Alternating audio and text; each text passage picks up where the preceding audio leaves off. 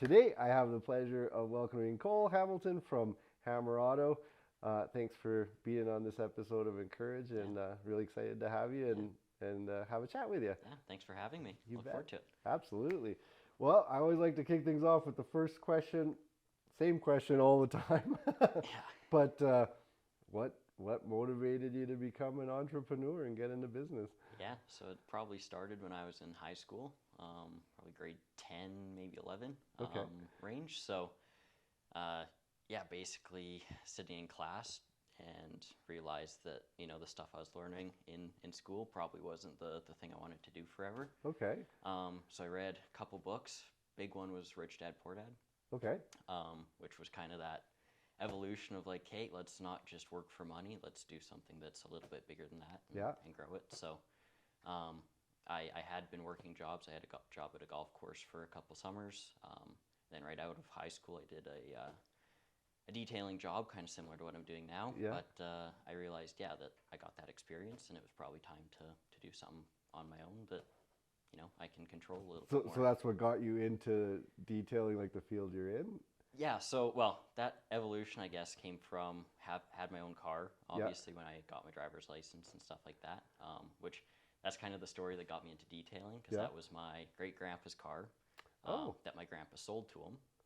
Oh, wow. When he had a dealership.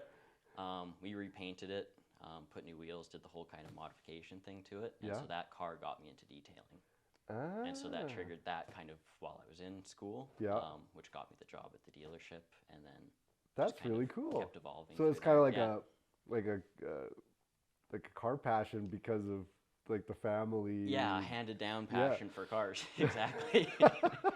Before I had that car, honestly, didn't really look too much into it. Obviously, I liked the really high end stuff, but yeah, before that, I never really took much interest in like mechanically anything with vehicles. I'd never really paid attention to washing a car before, cleaning a car before.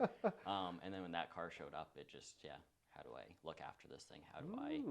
How do I keep it in good condition so that when, maybe I'm done driving, I can pass it on to the next. That's like, awesome. My kids, grandkids, that kind of thing. So, yeah. That's a great story, actually. Yeah. So that's how I got started with detailing. But now you have me curious. So you said something about school. So you're in school.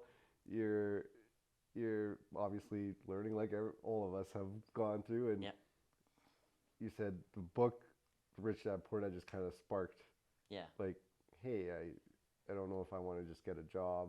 Exactly. It was the whole passive income kind of side of it, which that's obviously more in real estate, which I got started with just after I kind of got my job at the dealership. So doing rental properties, stuff like that, which is kind of a different business, I guess you could say. Yeah.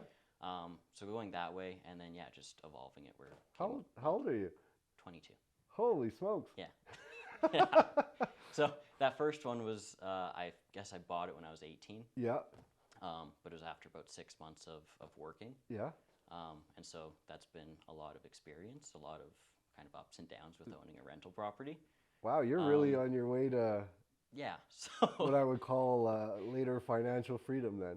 Yeah. So when you, I guess, start when you're 16 with that mindset or whatnot, then 2 years when you're 18, you start getting onto it a little bit quicker. So that's awesome, dude. Yeah, trying to plan it out where, things really progress exciting. a little bit quicker. Yeah. I go back to a lot of the things I learned in school too, and I wish. Yeah, exactly. Right? Like you wish that there would have been more touch points on like those kind of things, like starting a business, investing, finance, taxes, that kind of stuff. Because when you're young, like it's like, meh. Yeah. For the most part, right? Most people are just like, well, whatever. Like, you're invincible. You're young. Doesn't matter. Yeah. You just don't think about like oftentimes the long term outcome of things, and so that's really cool that you're as young as you are. You got into the real estate game. You started your own business. Yeah. That's awesome. So I don't know. That should inspire people just in and of itself. Yeah, I mean it's a different approach for sure, because obviously not many people kind of my age are thinking necessarily that way. It's a lot more what's fun right now, what do I want to do right now. So I guess instead I'm thinking probably what's going to happen in my 30s or what's going to happen in my 40s instead. Right. So maybe a little bit more sacrificing my 20s for it, but and that's absolutely the right mentality too. 100%, 100%. Because then you're setting yourself up for like real success in the future. Yeah, hopefully. Exactly. Sacrificing some partying and exactly. and working towards a greater good. I can appreciate that. That's awesome. Yeah. So, gosh, I mean, that is pretty incredible. You caught me off guard on that one for sure, because it's true. Like you evolve so fast. I mean, like for as young as you are, I definitely wasn't at your level of pace, right. For lack of a better way of saying it, that early on. I think it took me when I was like more or less in my later 20s that I was like, oh, I want to do my own thing. Something, yeah. Well, anyway, so story to get to know me a little bit, but mine came. Okay, so I didn't like arts, believe it or not, at all. My mom forced me to do it once I got into high school, to pick it as like options, right? And I'm like, I don't want to do this. This is stupid. I hate this. And well, obviously I ended up loving it. Right. But I kind of worked in like, loans and furniture sales and all kinds of different jobs and whatnot. And it wasn't until when my mom passed away that I was like, oh, what do I want to do? Like, do I want to just work for money? So maybe a different setup to how you were thinking. Yeah. I actually thought of it, oddly enough, almost backwards, which was, I don't care about the money.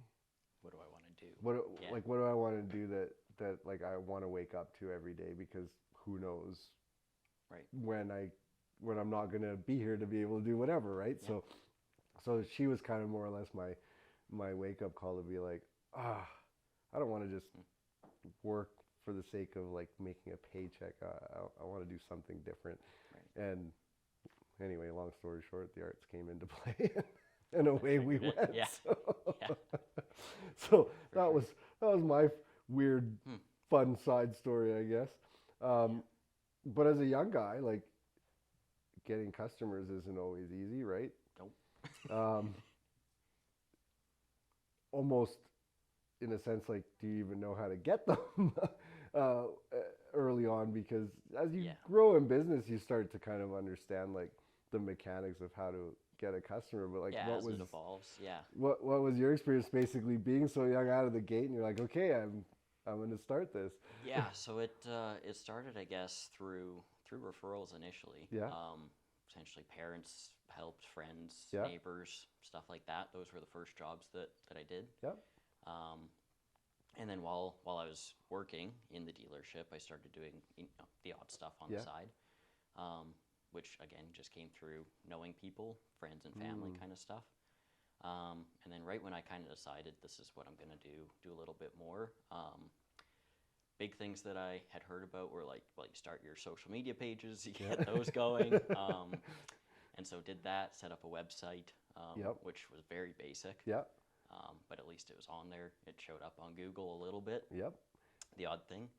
You covered the bases basically. Exactly. Got a few reviews going off the bat, like you're supposed to. And then the big one for really like solid, here's some leads coming in, was joining BNI. Yeah. Pretty soon off the bat. So I knew a decent number of people in it. Yeah. When I joined, which was good because it's not starting off like you don't know anybody. And then, so just like, Kate, here's 40 people who all know your story or understand it, right? Because they all have businesses or...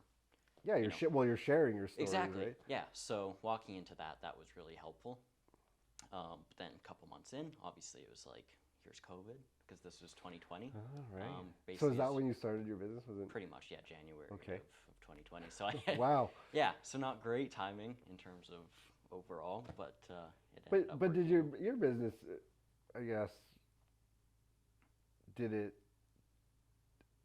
I'm not saying it wasn't affected. I mean, every business in some capacity was affected positively or negatively, but like, you could still go technically pick a car up, take like there was I could do everything that I was doing before.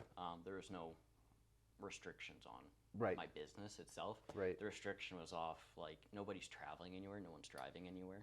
So, at least from what I was taking from this, no one has to go anywhere, so the car's probably not getting as dirty, that kind of stuff. And then just lockdown, of course, right? Where, no one is doing anything. What was that like then? Did you end up still having a fairly steady stream? So that was essentially like my first 6 months of going. So I had the first few months, so January, February are always slower because it's cold and all that sort of stuff. So that was slower, and then March was when it officially kind of got tighter with lockdowns. Right. So that's when I should be picking up. So basically stayed level for a couple months. And then so that went out until about June.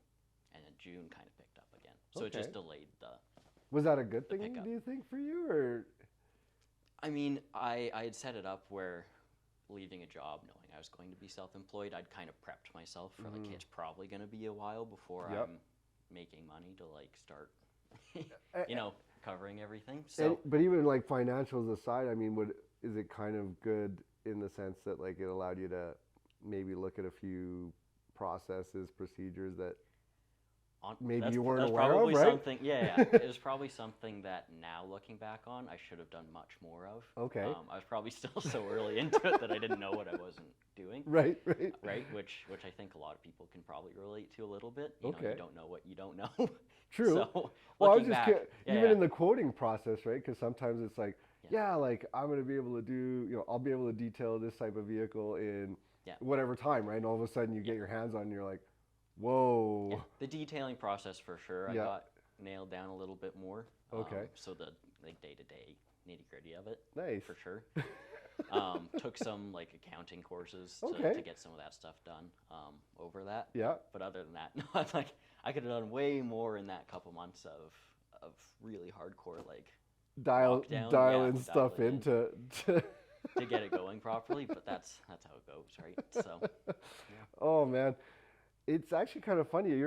You've got to be, I think, the third interview I've done that literally started a business like a month or two into COVID. Like as COVID was hitting. So what a crazy ride. It was, yeah. So, I mean, it was for everybody, right? But yes. But it's, as you get a little bit more established over time. It's not to say that obviously you can't get impacted, but you can tentatively have a sense of like how you're going to overcome that. As a new business, it's like, whoa, what just happened? Like, what am I going to do? Yeah, walk into it. That's right. First thing. Yeah. Here you go. Oh, by the way, too bad, so sad. Oh, exactly. Lord. Yeah. So as COVID kind of progressed, it got busier and busier because things opened up. So that's... Well, and that was probably it ended up probably being a good thing from a travel perspective because like people weren't quote unquote like vacationing as as much in terms of taking an airplane. Yes. So a lot of more local travel, road trips, more road trips, more of that. 100%. And I mean, I'm a little biased because I've used you, so you do a good job. Period. Right. And that in essence I think is the key in any business at the end of the day is you can have the best price, the most expensive price, you can be whatever, but if you don't deliver on the service, I mean, it doesn't matter how cheap or how expensive it is. You have to do a good job. You got to do a good job. Absolutely, yeah. And the expectations are always there, essentially. 100%. And I feel like, I mean, maybe this is an automotive specific thing. Obviously, every industry is a little bit different, but there's a lot of maybe stereotypes about like dealing with an automotive type business. So, you take it to your mechanic, and if you don't know that mechanic or shop, they're like, well, I don't know if they're going to like quote me properly or, if they're going to upcharge me for this kind of service or that kind of service. And detailing is a little bit different because it's obviously not quite as technical necessarily. But I found in the past there's a lot of people that don't trust necessarily the first thing that the detailer tells them. So, okay, are you going to clean everything? Are you going to shampoo the carpets every time? Are you going to do all of it? Are you going to put that like kind of dressing over everything, or are you actually going to clean it? So those are a lot of things that I heard when I was starting out. Oh. And obviously my approach was I want to look after cars for a long time. Right. Like longevity, how to keep them looking good for a long time. So it's maybe coming from a different side than some shops where it's a lot more just let's get as many vehicles in and out as possible. So that probably kind of goes back to that doing a really good job. Right. So it's like, yeah, I'm looking after your car the same way I look after my car, and I plan on having mine for 30 plus years, right? So yeah, that's how you kind of go after it, and that's how I approached. So what's your average, if I'm saying it right, like what's your average customer cycle? Are they coming once a year, twice a year, more? So yeah, initially it was probably more once a year type thing, maybe twice a year in the spring and fall. Then I kind of worked out where it was doing something where it's more maintenance approach. So doing it every month instead, or every quarter. So increasing the frequency. Obviously it's a little bit different pricing, right? Because it's not getting super dirty every time. So that's the approach that I really like, because if your car never gets super dirty or like built up of stains or dirt or any of that stuff, well, there's nothing that's going to degrade it. So is that like more like a membership thing, or? Yeah, exactly. Oh, so that's actually unique. Yeah, so go pick it up, drop it off. They never have to wash their car. They never have to deal with any of that kind of stuff, right? And so on my end, while I'm keeping their car looking like they just drove it off the lot for the entire time that they've got it on that program, right? So that's really cool, actually. So that's been really nice in the last, I guess, a little over a year that I've been doing that one. So and one of your differences, if I understand correctly, is like that you do pick it up. Yes. And like at someone's home or at someone's business, like home or office, anywhere within pretty much Lethbridge, or just outside of Lethbridge, I can do that. So yeah, it's that convenience. And that's aspect. untypical, would you say? Probably, yeah. So some bigger shops will have a shuttle type service to either drop the person back off at their home or office kind of thing. But yeah, so I just go, I drop my vehicle off wherever your car is parked. I drive it back. If it's on that maintenance thing, it's only for a couple hours, morning or kind of in the afternoon. So go do that, drive it back, drop it back off, take my vehicle, go to the next one, do it again. So it's actually been more convenient for me. I don't have to worry about what time they're going to pick it up, what time they're going to drop it off, because I know. So there's you're going to be there's that side of it, exactly, because I'm going to be the one doing it. So it's been good from that side for my like time. Good time management. Exactly. So because no one's coming to you being like, oh yeah, I'm going to be like an hour late today or whatever, and it can kind of throw your plans for a loop. So and hey, that's obviously pretty cool. professionals, if they're working in an office, they're taking appointments, stuff like that. It's like just leave your keys on the front counter. You don't have to worry about it. I'll just send you a text when I'm done. Keys are back. That kind of thing. So that's cool. Yeah, it's trying to make it as convenient as possible for them to look after their car the right way. Kind of thing, right? So kind of going back a couple different ways about it, right? I like that. Yeah, I like that. That is a unique proposition for you. Little different, yeah, for sure, compared to the average shop. Good service. It's just good service. It's good service. Exactly. It adds to your credibility, yes. Which I think is pretty powerful. Yeah. So you kind of like, well, not kind of. You started this on your own. You're essentially, quote unquote. I know you will correct me, but essentially you're owner operator. You're like a solopreneur in a sense. Yep. And if I'm hearing you correctly based off your past, I mean, you're wanting to, little by little, appropriately, but you want to grow. You want to get your business to the next level. Have you thought of some ideas or ways that you're going to be able to like start to grow your business in terms of like building a team? Yeah. So the next step, I guess, in going after this spring summer, which was really busy, a lot of hours, obviously, just doing the detailing, kind of made me think about, okay, for next year, especially next spring, what's the next step? So it's I've kind of brought on a young guy. He's kind of like me. He's in high school when I started. So he's interested just in learning about how to detail vehicles. Nice. So yeah, over the winter here, the next few months, we'll get him kind of shown the ropes, how it goes. And then as his schedule gets a little bit more open and spring comes and it gets a little bit more hectic, he'll be able to help me out with that kind of stuff. So kind of build him into the position. And exactly, yeah, doing more of the detailing, or at least the beginning phases, or finishing it off for me kind of thing. And I can focus on some of the background stuff a little bit more, right? Which is that next evolution, I think. Yeah. So, yeah, I mean, right now it's kind of like do the work during the day, mornings and nights are kind of when you do the other stuff, which I'm sure a lot of people starting business understand. Absolutely, so the next step is, just not having to do it. Where would you like to see it go? Like, I'd like to get the size of it for Lethbridge. I mean, have a couple different guys going full time. Nice. At least with maintenance stuff. Is kind of the way I'd like to see it going. Yeah, especially with a membership program like that. That makes sense. So having that where, I mean, it's a little bit quicker. I can turn cars out a little bit faster than a full detail.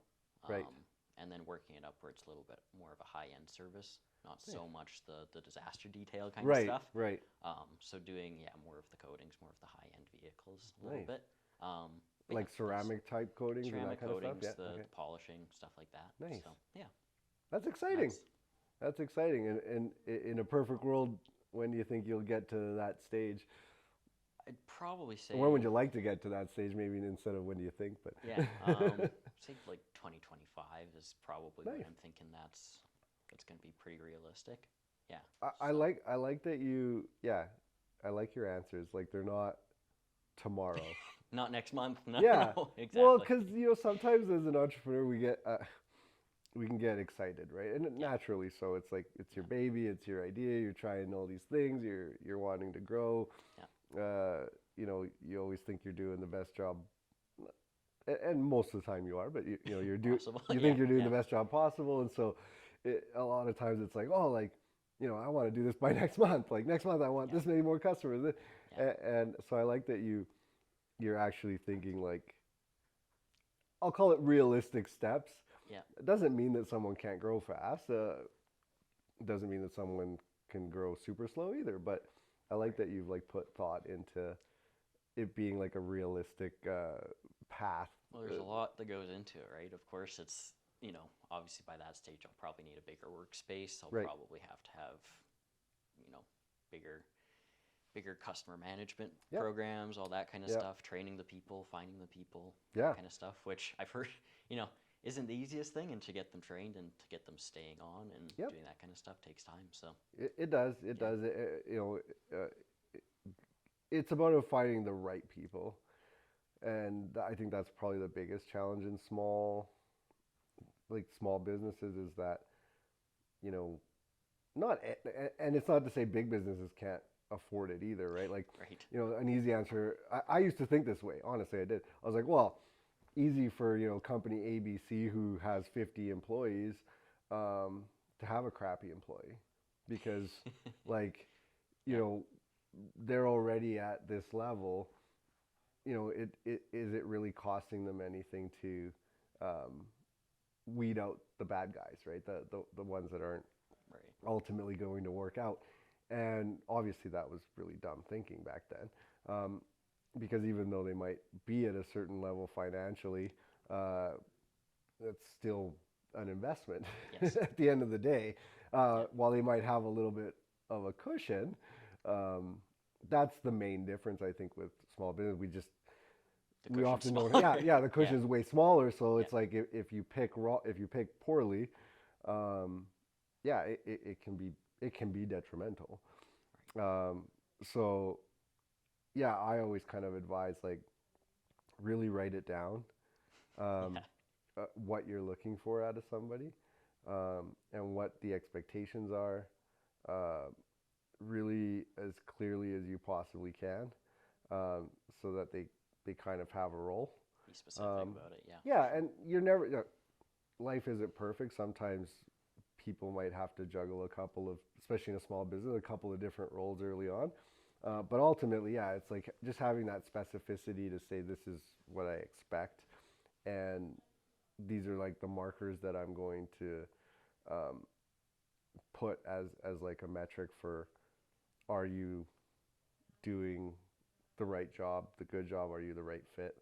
I guess the easy thing is you start to get a little bit bigger, as you can develop your questions and your process a little bit better to know more or less what you're looking for and kind of dig that out of people. For sure.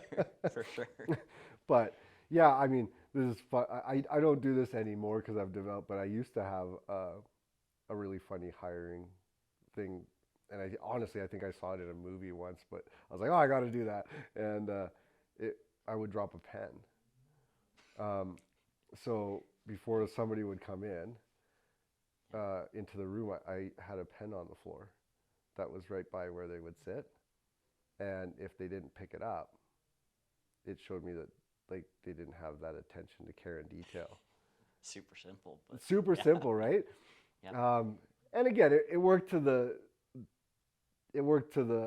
finding whether someone was like caring and paying attention. It wasn't the best for other things, so you have to develop your questions and whatnot to fit that. But initially, that was one of my tricks, was like putting something out of place to see if people would notice and have that attention to detail to be like, huh, right? Exactly. Yeah. Something small. Even I think it's probably also my OCD on that, but tucking your chair in when you're done an interview. Yep. Like I actually, and even just in regular business meetings, I'm super surprised how many people actually will like sit in a boardroom or whatever, open it up and then grab their chair, sit down, and then they're like toss their chair back to leave, and they don't tuck it back in. And I'm totally OCD. Like I go to a restaurant, and you're watching for it. Well, no, I mean even for myself, like I'm paying essentially for an experience, and like if I'm sitting in like a table that actually has like a pull-out chair, not a booth, like I can't leave without me putting the chairs back. Like it's small weird. Stuff. It's weird. It's just weird. I probably subconsciously do a lot of that stuff as well. Yeah, it's just weird to me. In the detailing world specifically, I mean, my parents hate it, but I would tell them to close their doors certain ways, which is super annoying, right? Yeah. But it's like, hey, use the door handle. Or my dad had a Porsche which didn't have like a pillar on it. It was just the glass. So if you use the glass, you'd see the smudge marks every time, of course, right? But that, before I had said anything, they would have never noticed it. Yep. And so then afterwards, now they're super self-conscious about it all the time. So it's not quite tucking in your chair, but it's like, how do you close your door instead? That's fair. Yeah, that's fair. There's a lot of that stuff. Which, that's fair. Yeah, you wouldn't think of it. No, but yeah. Drop a pen, put your chair back, close your door. Yeah. Well, there you go. Maybe that's going to be like how you go through hiring process. Watch how they get out of their car. Yeah, exactly. Make them sit in the car for the interview and then be like, okay, now get out, and you just watch how they close the door. Exactly. Maybe I should put that in. Write that one down. So outside of COVID, what's a challenge that you've like faced that you were like, whoa, that was a learning experience? Outside of COVID, there's been peaks. Like winters are obviously a little bit more challenging. So that's one where, I mean, building in that maintenance side of it has been very helpful. Because it kind of levels out the highs and lows of everything. The peaks and valleys of course. So that was definitely a challenge, and then just educating. I'd say so. People probably understand like how you look after your vehicle mechanically, something like that. But maybe it's a Lethbridge smaller town kind of thing. But some of the new changes that have happened in detailing in the last 15, maybe 20 years.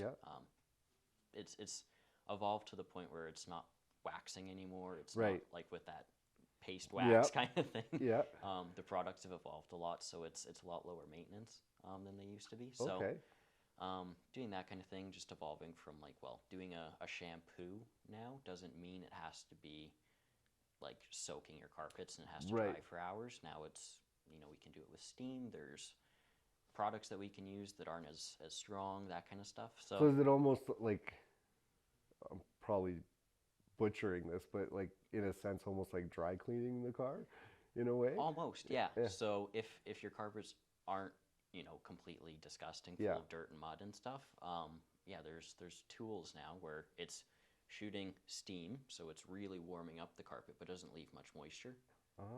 Loosens up the dirt and then it sucks it up right away, but it doesn't leave any moisture there. So So that would even be better for even like, I mean, obviously outside of leather, but like fabric upholstery, like your fabric seat, seats, like your it's car cutting down seats. drying time, it's cutting down all that kind of stuff. So when you're saying shampoo, or when someone's asking Yeah. me if I'm shampooing, I'm like, well, yes, I am, but it's not what you're necessarily maybe expecting. Right, because Right? I remember like, I mean, it was years ago too, like you said, but yeah, I do remember a couple times. A friend of mine, yeah, would be like, "Oh, I'm going to get my car shampooed because it was dirty," and like it was like a 2 day thing because they Yeah. literally pulled the seats out Yeah. Yep. and they were sopping wet outside, Exactly. drying essentially by the time they were done with it, or well, indoor too, but Yeah. yeah. Yeah. Huh. So there's that side for the regular like detailing, and Yeah. then polishing is kind of a whole other Yeah. other beast, right? Where you're like, okay, a body shop maybe gets it to a 80% or 90% like correction or Yeah. perfection kind of level. Yeah. But explaining that 10% difference makes All a the different. very Yeah. large difference, right? So yeah, you can go and you take it in for a little spot repair in the body shop, and Right. it comes back out. Well, the stuff that they're looking for isn't what I'm looking for. Mm. So if it looks all right under some of their lights, that kind of stuff, well, I can still improve it another 10%, right? And that's where I want it before I give it back to you. Right. So getting that kind of stuff explained to people where, the polishing isn't necessarily like the rotary throwing it back and forth and you're going to get all these like crazy swirl marks all over the place. Now it can come out and it can look pretty much brand new, as long as, obviously there's no like dents and actual paint missing. So yeah, explaining that where, the level of cool kind of perfection that you can get is there. Yeah.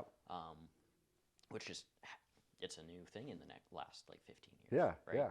And so that's like bars and different things like that. Am I? So the polishing like machines have changed completely. So instead of the rotary where it just spins in a circle, now it's oscillating while it's spinning kind of thing. So it's a completely different machine, different tool that you're using. So obviously then the polishing, the liquids that you're using have changed completely from even 10 from the years old ago. waxes that. Yeah, there's just a completely different like process now. So maybe before it was a 3-step, you have to have 3 different pads, you have to have 3 different like liquids that you're using. You've got to switch it up from like a wool pad that's gonna like scratch it up really bad and remove all the deep stuff.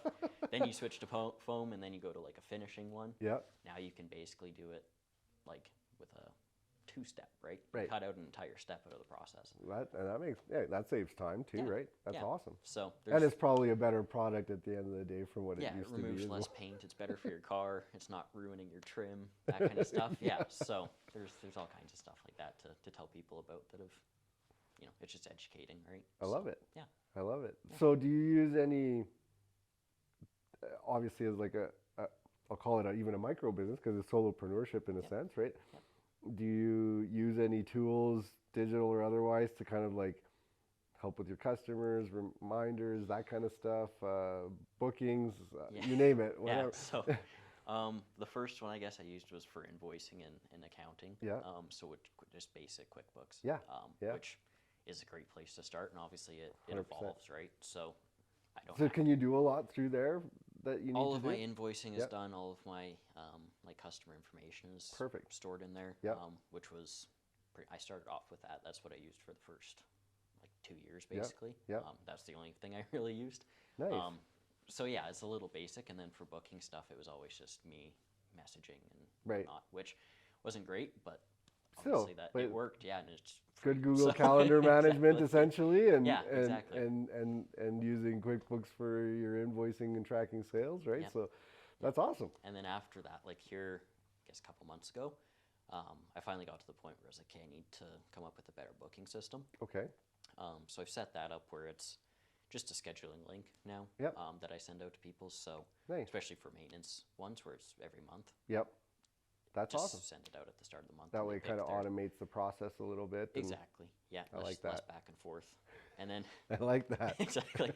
And then for I mean general, if you're doing it once a year, the link is just right on the website or whatnot, so they can just go in and pick a day. Daytime. They can put their address where they want me to pick it up.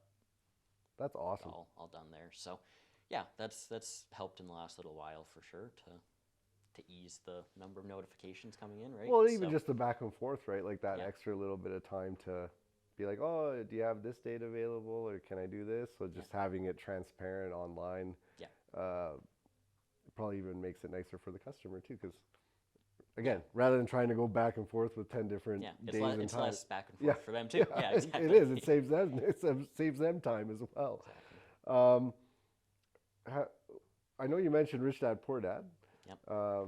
Has there been another audio book or book that you read that just really like made an impact in either you starting a business or moving fast forward now that you've been operating for a couple of years? Like, I'd say starting off, I used to listen to podcasts a lot. Yeah. Before I had started my business, I guess.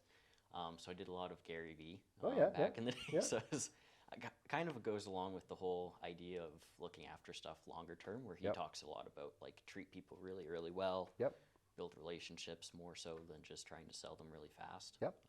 That kind of stuff. So that was really good when I was getting going, kind of understanding the mindset, I guess, behind it. A little bit of the marketing stuff, which isn't my favorite to do, but it was good to understand a little bit of the just the dynamics. Macro. Yeah, exactly. There's the Dale Carnegie book. I can't remember the exact title of it. No, he's got some good books though. Yeah, so he was another guy. Read a few of those that were really good. And then now, like the stuff I'm listening to is a little bit more like Brad Sugar's action coach kind of stuff. A little more. Have you ever seen him in person? He's actually really good. I haven't seen him in person, but I got to see him in person one time, and like, he's actually he's a great speaker. He's a great speaker. Yeah. So there's that one. There's a newer guy who just popped up kind of on YouTube, but he's got a good podcast. His name is Alex Hormozy. Okay. So very brash kind of approach to it, but a lot of marketing.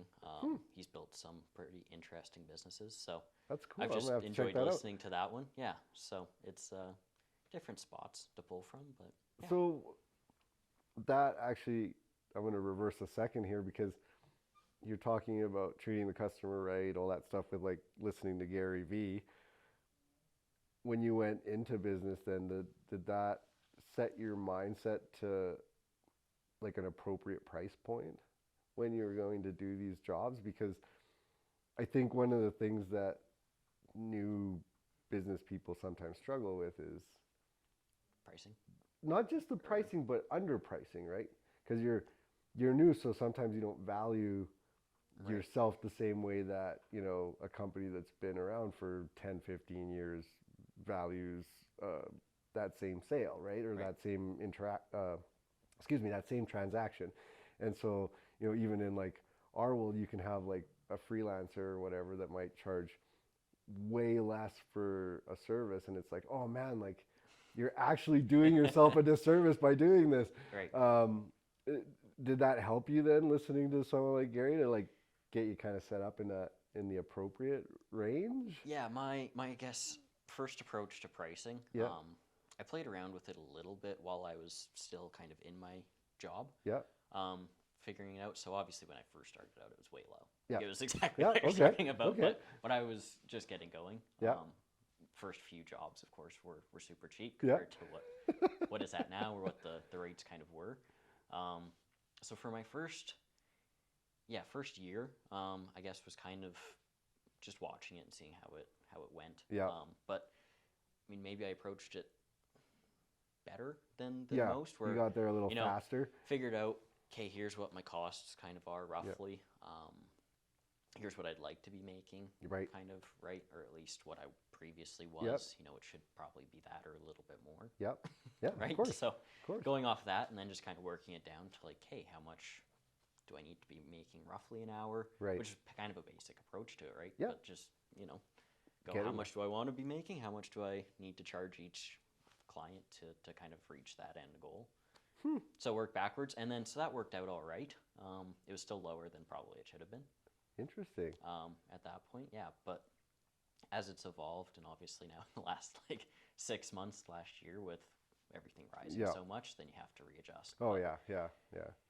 That's always a challenge. Yeah, so it's constantly evaluating it. But yeah, I mean, I found I'm usually somewhere in the middle. So yeah, and I'm like you, like we're always evaluating.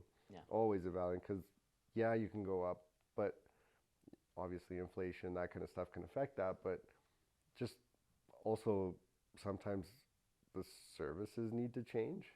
Right. Like even for us recently, we're like, okay, we have these certain premium services that we do, and I'm like, well, we can't do that at price point X, right? But people still need this at this price point, so how do we give them what they need? But you're going to cut out some of the, maybe some of the premium aspects of what you're offering in these other things. So yeah, just not being afraid to play with, just your pricing and figure out where people want and need your service from and what they're willing to pay for and so on. And that's exactly it. Yeah. I mean, initially with that first website and whatnot, like I was already priced a little lower than a lot of other competitors. Yeah. And I'd get the phone calls that were just asking for price. Yep. And it's like, well, that's all they're wondering about. That's their only question. As soon as I give them a rough estimate, that's it. They hang up. So figuring out that, you're always going to get those calls and you're never going to win them because that's the only thing that they're price shopping. Yeah. So as soon as I kind of got that and heard those phone calls for a little while, it was like, hey, it doesn't actually matter, essentially, for those people. So the people who are booking, what matters to them, and then kind of going from there, right? 100%. So, yeah. 100%. Yeah. It's nice to figure that out, I guess, early or earlier. Yes. It didn't take too long to realize what was happening, right? So. Well, that's good. Yeah. Well, to end on a question today, Cole, I mean, again, you're still a young business and a young individual, which I think is awesome. But knowing now what you know today versus what you started with and the knowledge you had then of your business, is there anything you would have told yourself or a tip you would have given, you wish you would have given yourself back then? Yeah. I think the big one is probably ask more questions. Okay. Would be the first one. But to go along with that, it's not just asking about it. It's being almost a little more forceful about it. Like, I need answers to this right now. This is what I'm struggling with. And then going out and really searching for them. Okay. Not just accepting kind of the first thing that comes up or the first answer that comes up. You like that. Have to go a little deeper. And so that's something I think in the last little while that's worked well for me. Like with a customer or with anyone that you're, maybe you look up to, they have a business, customers as well. Asking them what's going well, what's not. So asking, but in terms of like business people, like asking them a little bit deeper questions and not just the initial. Yeah, saying, hey, I'm struggling with, say, getting customers in this specific area of my business, but then, you can ask your previous customers if that's something that they're even interested in, if that's a product that's a fit, right. Or, asking around different people, different industries kind of thing, what's working for them, what's not. Okay. Finding some similarities, and then, just dive deep with, obviously you can find a lot on the internet for that kind of stuff as well, but then Lethbridge is its own niche, so you have to go and just hunt it a little bit more instead of putting it out, being broad and hoping something comes up. You gotta, you gotta go out and find it. So that's awesome. That's what's helped me in life. Digging a little deeper. Yeah, exactly. Ask more questions. I like that. Yeah. I like that. That's awesome. Well, thanks for your time today, Cole. I really appreciate it. Yeah. I wish you nothing but success in your business. And honestly, I think just with your age and your experience and what you're trying to accomplish, I think that's super admirable. And honestly, I hope that inspires other young people. If any young people are listening to this particular episode, I don't know. Yeah. But hopefully other young people will take note that try something. Now's the time. The younger you are, the easier it is to take a risk. Exactly. And have fun with There's it. a lot learn. less to lose when you're young. Yeah, exactly. Yeah, I love it. Thanks, Cole. Yeah, thanks for having me. You're a good man. Appreciate Thank it. you.